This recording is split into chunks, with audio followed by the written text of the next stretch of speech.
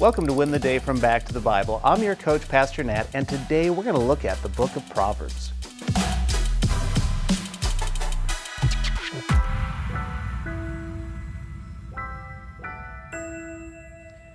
I remember as a kid looking at various books at my mother's salon.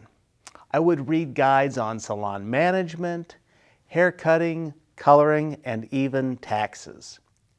Here's the problem.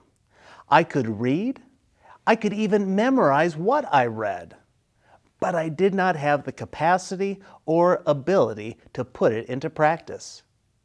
You see, that's the difference between knowledge and wisdom. Wisdom is what the book of Proverbs is all about. We live in a time where we have more information than ever before, but we live more foolishly than any generation before us. That's why as Christians, we should engage the Bible. We have the ability to read and live out the truths of Scripture. And there is no more practical Old Testament book than the book of Proverbs. The primary author of Proverbs was Solomon. Others did contribute to it, such as Agur and King Lemuel. One thing to remember about Proverbs is that they are general truths. They are practical ways to live, but they are not a magic formula. In short, pithy statements and stories, the authors provide 900 proverbs. They give wise instruction on wisdom and folly, pride and humility, justice and vengeance, laziness and work, poverty and wealth, friends and neighbors, parents and children, husbands and wives, love and lust, anger and strife, life and death, and believe it or not, so much more.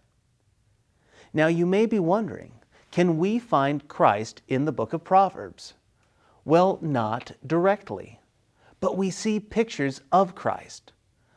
For example, in Proverbs chapter 4, beginning in verse 5, we can see the wisdom of God. This is a picture of Christ. In chapter 8, wisdom is personified and seen in its perfection. It is divine. It is the source of spiritual life. It's available to all who will receive it. This, again, is a picture of Christ. So what is the main thing of Proverbs? It is be wise. Many of us know a lot, but few of us know how to live a skillful life that is pleasing to God and beneficial to the community around us. So we need to take Solomon's words wisely as we find them in Proverbs chapter 1, beginning in verse 5. Let a wise person listen and increase learning, and let a discerning person obtain guidance. For understanding a proverb or a parable, the words of the wise, and their riddles, the fear of the Lord is the beginning of knowledge. Fools despise wisdom and discipline. May we, as the people of God, rightly fear Him and pursue His knowledge, so we may be wise. When we consume God's knowledge, we can begin to pursue Proverbs 3, verses 5 through 6. It says, "Trust in the Lord with all your heart, and do not rely on your own understanding. In all your ways know Him, and He will make your path straight." When we know God, we will trust Him. When we trust Him, we will follow wherever He leads. So here's my challenge for you today. Be wise.